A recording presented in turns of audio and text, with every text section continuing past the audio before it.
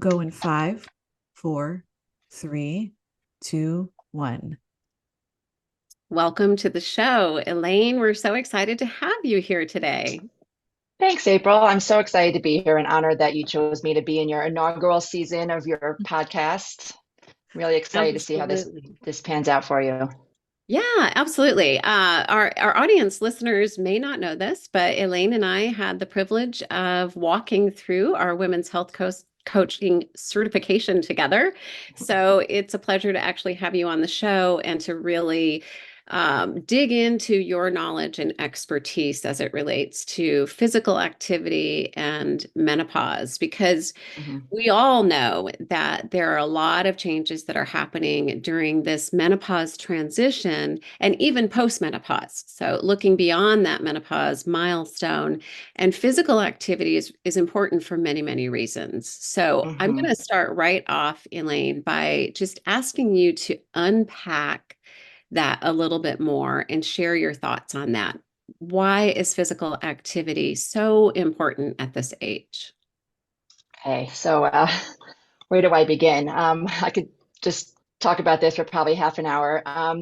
So just let's just look in general, men and women, human beings, as we age, our body systems change, they slow down, not as robust, our different hormone productions, tissue productions all start to decline as we age. And I don't like to present that as, well, we're just going to deteriorate until we die. That's not, how, we want to live, right? We want to live with vitality, but it's just a matter of doing things in a more mindful, thoughtful, smart manner. And so as we age, for women in particular, I mean, we can just kind of focus on the effects of estrogen. So I know that's an important subject matter for your audience and for myself. And so estrogen, there's some confusion. People think estrogen, they think, pregnancy, sex hormones, but estrogen does so much for the body outside of that. So estrogen is important in regulating our body temperature. That's why we get the hot flashes. It's important in maintaining our cognitive function. That's how we get the brain fog. Um, as far as our health goes and physical activity, it helps to regulate cholesterol. It helps to maintain our bone density. And it also is important in what's called telomeres. And telomeres are an important sign of health and longevity in people, depending on how long the telomere is. So, what is a telomere? It's like a little cap that's on the end of your chromosome, and it has certain like DNA. And the more we exercise and the healthier we are, these telomeres are longer. So if you can imagine, the protective function of that cap is stronger and greater. I don't want to get too deep into biology and science, but that's real. That's in recent research has been a big area of focus on like health and longevity. So estrogen functions in helping those telomeres lengthen. Um, Estrogen also helps us reduce oxidative stress. Oxidative stress has effect on inflammation in the body. Am I talking too fast or throwing too much? No, No, no, this is good Okay. great information. Okay. information. Yeah, this keep Okay. going. Yep. So all those things, when estrogen starts to decline, as it naturally does, those things also get affected. So we have this whole list of things that affect our overall health and wellness just on estrogen. I mean, they don't call it the super hormone for nothing. And again, I don't want to instill fear like, oh, my estrogen's declining, so all this is going to happen. But exercise comes in to help mitigate some of those facts, because even when we're young and healthy, 20s, 30s, 40s, the effects of exercise hit all of those areas. So does that make sense? Like the exercise already as a standalone helps with cholesterol, helps with blood pressure, helps with the telomere length, helps with bone density. So as estrogen declines, our physical activity becomes more important to kind of take up that space that estrogen was, kind of managing or assisting with. So The estrogen essentially makes up for that. The physical exercise technically makes up for that lack of estrogen, so to speak. I mean, in In general, there are a simplistic lot of terms. other things. Yeah, yeah, Yeah, yeah. it can help support that loss. Okay. Um, because along with that loss, increased risk of osteoporosis and Hmm. heart disease, or they're very high risk factors for women in menopause. So, exercise has been a standard in maintaining, those health markers, even Mhm. before menopause. So it's important to continue um, after menopause. So, Right, right. And we and often hear, Elaine, we get this a lot where people mhm, ask us what we do, and we explain to them that we provide education and support for women in menopause. And then we'll hear, oh, I'm already beyond that. I don't need that. And I think that that is also a common belief as we look at physical activity too, right? It's time for me to slow mhm.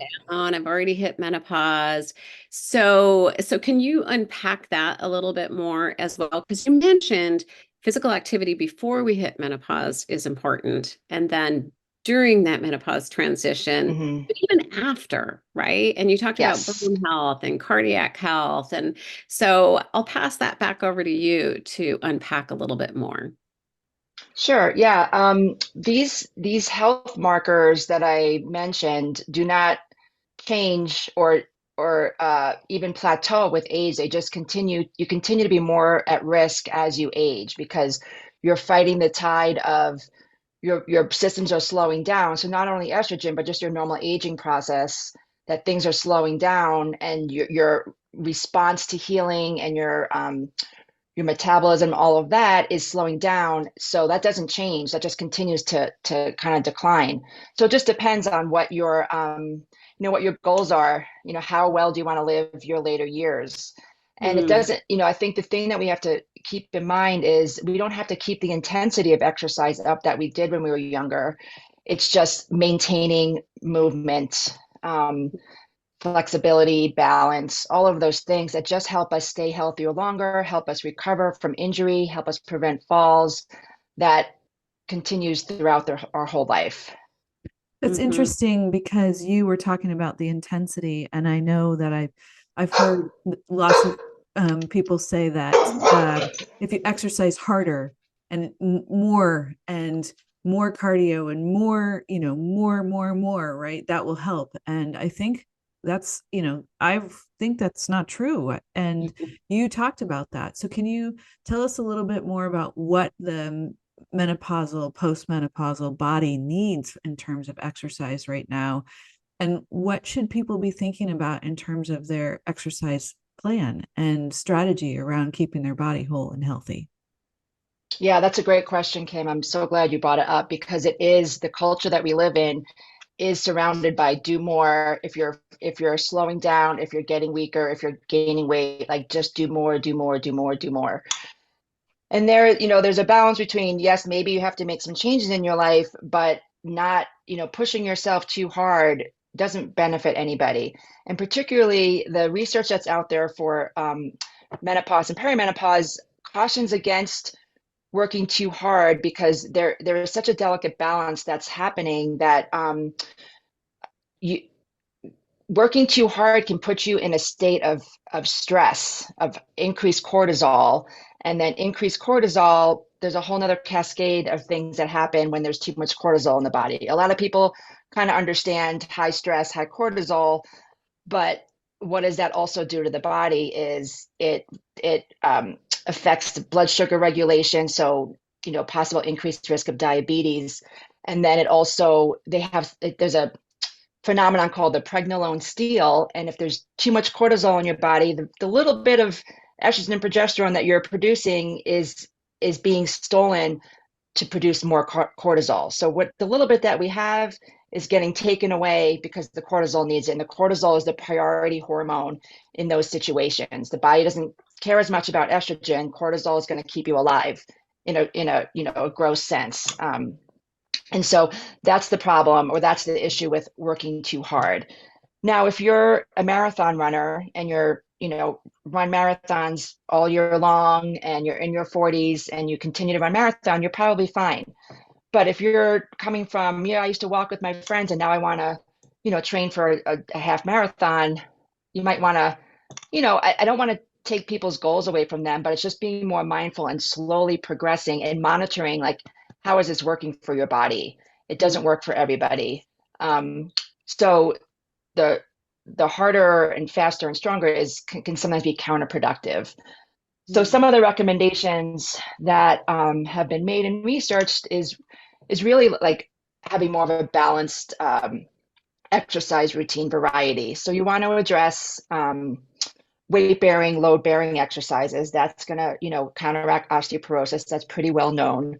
But what they say is like not super heavy weights, but more high repetition, lower load. So you're still loading the body and getting the benefit of that axial compression and the weight bearing responses, but you're not overstressing the body. Personally, flexibility for me is something I recommend for people. And that could just be light stretching, because flexibility is going to keep your joints, kind of juicy and fluid, gonna help prevent that stiffness, that ache, or at least counteract it a little bit and allow you to participate in your activities as best you can. Cardio is great. Cardio is great for your heart, but again, just kind of monitoring how intense, how are you feeling after, or the couple of days after. Are you completely wiped out? Are you having headaches? Are you having like lightheadedness? That kind of stuff to, keep in mind. Balance is another really important thing as we age. Men and women our balance starts to decline because we just don't challenge it as much as we get older. So simple balance exercises, standing on one foot, doing yoga, doing Tai Chi, those are all super important. Speaking of yoga and Tai Chi, also important is to add those stress reduction type mind body exercises or activities into your repertoire, whatever your basket of things you're going to do. I think we all are familiar with what those exercises or activities do. Counteract stress and anxiety, keep us more mindful, and they also reduce that cortisol load that we could be experiencing just by having menopause alone. We could be having stress and anxiety, and so that kind of helps balance that out a little bit more. So those are the things that I recommend, like a variety of things. Moderate, not too much, but also don't limit yourself. If you can gradually progress yourself in these activities, then you can do whatever you want. It's just a matter of doing it mindfully. And just a little side note on weight gain, because I know that's a big thing for women. The balance of all this stuff is actually, like weight training and cardio both are super are really good for your metabolism. But a little bit of weight gain is actually beneficial in this stage. So like 5 to 8 pounds in menopause, don't stress too much about it. Actually can have a little bit of a protective quality to it because it helps to store some of that estrogen that's floating around the body. So, I think being aware of that and trying not to get too freaked out about it, and know that some of it's just normal and actually protective. Elaine, I have never heard that before, and I'm so glad that you just shared that with our audience. To have that extra 5, 6, 7 pounds is actually could be beneficial for our bodies. We're so tied up and hung up on what the scale says, and understanding that that can actually be beneficial and why that could be beneficial is really important. So thank you for bringing that up. And the other thing that you mentioned is the breath work and the meditation. And I think for some people, when they think about yoga and breath work and meditation, they think woo woo. And that's not for me. So really understanding how that breath work and that meditation can help to tap into that parasympathetic nervous system and that rest and digest, and to really calm our bodies, I think helps some individuals understand the importance of it beyond the, the roots of yoga, so to speak. Really is beneficial for the body. And we know, I think we know that physical activity is important for us. There are a lot of things that we know that we should do, right? I know that I should not have another glass of wine tonight, but I'm gonna, whatever it is. We don't always do what we know to be best for our bodies. Given that, what do you think are some of the greatest struggles that you see women face as it relates to physical activity in menopause and really carving out that time. What do you think that is? What are the barriers there? The first thing that comes to mind is setting like your expectations too high, or setting your goals too high, or feeling like you have to, like in exercises, you have to go out and jog for half an hour or do a 6 mile hike. And if you can't do it, why bother starting? I think setting too big of a goal, or I want to lose 10 pounds in 2 weeks, setting too big of a goal is inhibitory, because as we learned in health coaching, you kind of get paralyzed, because why bother starting, because I'll never achieve that, or I can barely walk down the block now, how am I going to run a 5K? So I think setting their expectations too high, and not just starting something is a barrier. I think there's a lot of confusion. I'm so glad we're doing this podcast, because, and not that I consider myself like the sole expert on exercise and menopause, but I think there's a lot of confusion out there. Social media, unresearched articles out there, and it gets very confusing. People don't know what to do. Mhm. Do I do, do I do more cardio to lose weight, or should I lift weights to lose weight, or do I diet to lose weight? And I don't want to totally focus on losing weight, but I think that gets confusing for people, and not knowing like what direction to go in. Yeah. I think would be a couple of things. And it's hard. Exercising is hard. Pushing yourself, and some people, it's easier to have the glass of wine, or sit down with the chocolate chip cookies and just say, oh, I actually need to rest and relax, which is true. You might need to do that, but it's a lot easier to reach for those things than to put on your shoes. If it's cold out, put on a coat, put on a hat, and then get out and do it. So, Yeah. and not to discount, people are very busy. So I think women especially, will prioritize everyone else, all their responsibilities, and then they come last. I think that is a huge barrier. Even in our 50s, when our kids are moving out of the house and they're not actually, we're not cooking and doing their laundry. Maybe we are, but when we should have more time, we're still involved in their lives, which is great, but at what cost? Like, also invest in your own life, as well. So I think those are a couple of the key areas. Yeah. And I'm sure you It's have some putting that ideas as oxygen well. mask on Yeah, first, right? right. Put Yep. the oxygen mask on, just start small, because there is something to be said for celebrating those small successes, right? Because it's Mm-hmm. encouraging for us to keep going forward when that happens. And I also know that you've had a long career in PT, and you've worked with a lot of women and men, but Mm-hmm. you've worked with a lot of women. And I'm wondering if there are any aha moments that you've had over the course of, your 20 plus years in this industry. Is there Mm-hmm. anything that really stands out that you would like to share with the audience? Oh, wow, that's a good question. I think, I think what really is rewarding for me is when someone has come into me with longstanding pain, tried all these things, and kind of a little despondent, like, yeah, I've done physical therapy, I've done this, I've done that, nothing's getting better. I'm just old.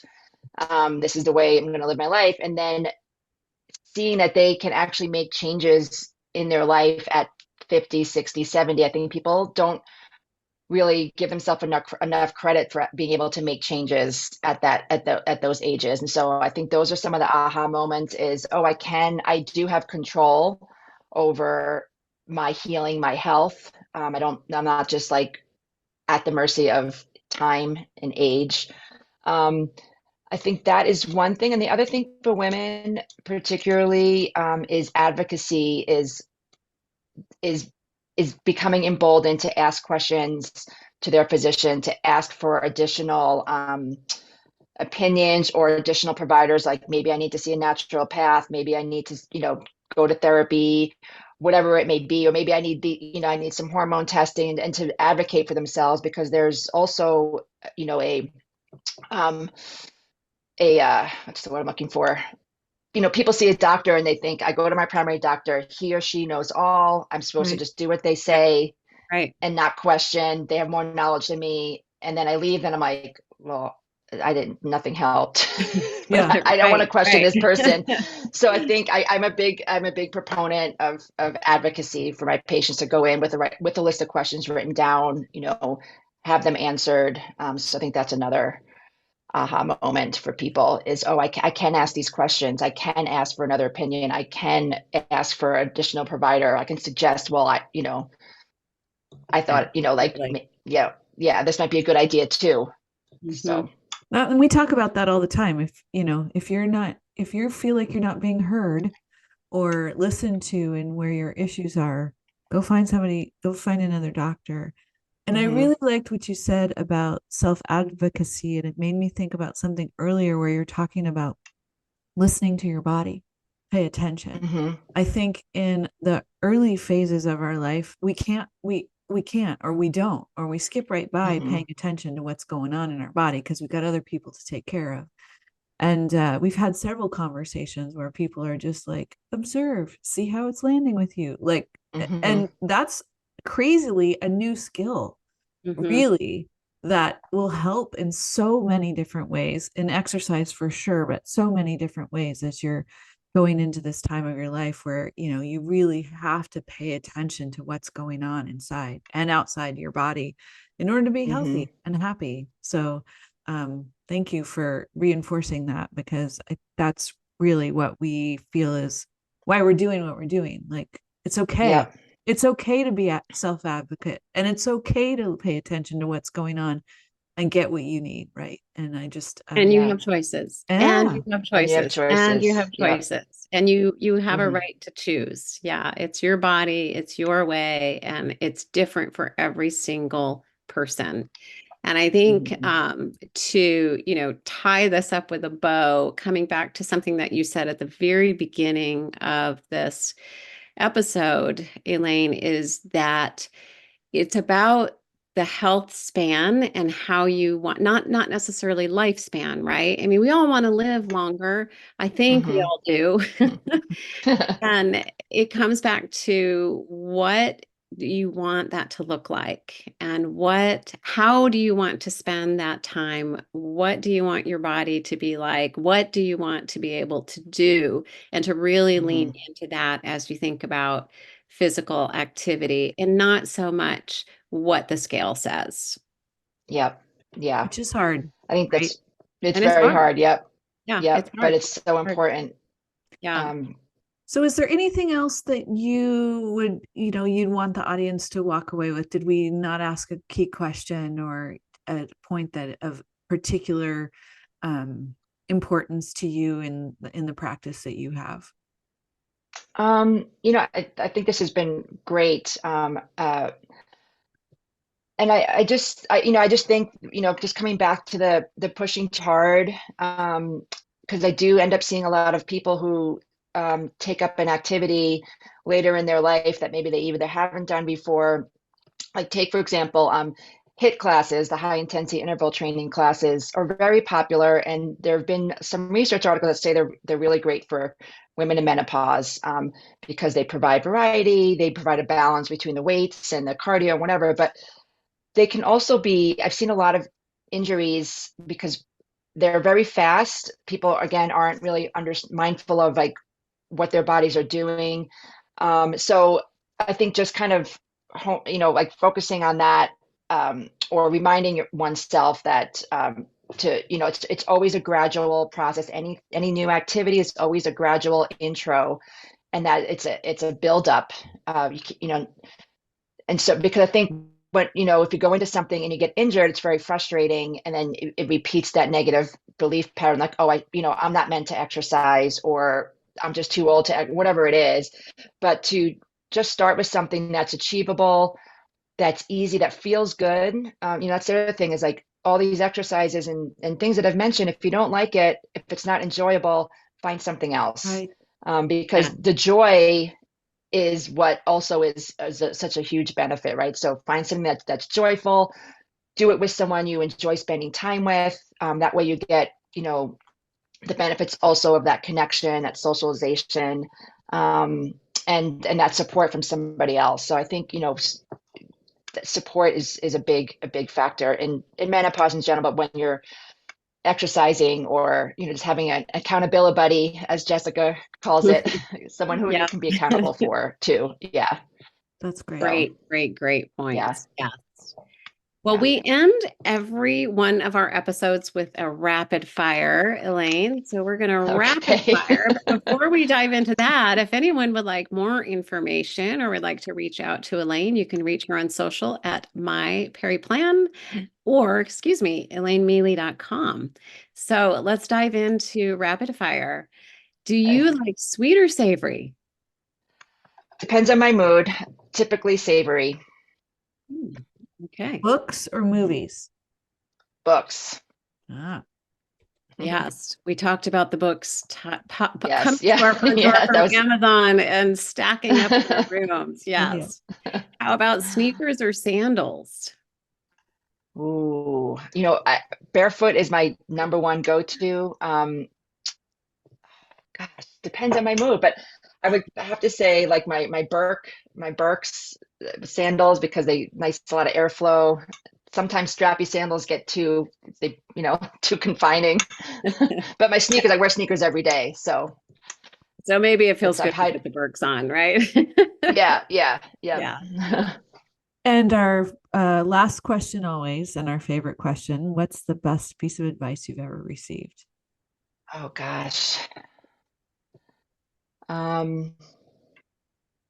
Slow down. Yeah. Slow down. I get that a lot. I'm for many reasons. Slow down. I'm pretty klutzy, and so I literally need to slow down sometimes So because you I need to be injure careful. myself. You do need to Yes. slow down. Yeah. Yeah. Drop things, and then just like, we talked earlier in the podcast or before we got on today's, I juggle a lot of things, and I tend to be a little bit of an overachiever. So it's a balance between, yes, I want to achieve these things. They're interesting to me, but also like, I don't have to, this isn't my worth. My worth is not attached to achieving these things. So slow it down, make sure you're making, good decisions based on a thoughtful process and not just a quick response or, automatic response. So It's a really great Great. piece of advice. Yeah. Yes. yeah. And we all need to slow down. So Yes. thank you for that, Elaine. It's been a real pleasure to have you Thank you. on the show today. Such great information. We might have to have you back because there's a lot more to unpack. But that's a wrap for today. So until we meet again, go find joy in the journey, everyone. Bye. Take Thank care. you so much. And thanks for having me. This was great. I'm so glad you guys are doing this. This is going to be really amazing information for everybody. Thanks, Elaine. Women. Thanks, Elaine. Great Yeah. to see you. Appreciate it. Take Bye-bye. care, Okay, everyone. thanks.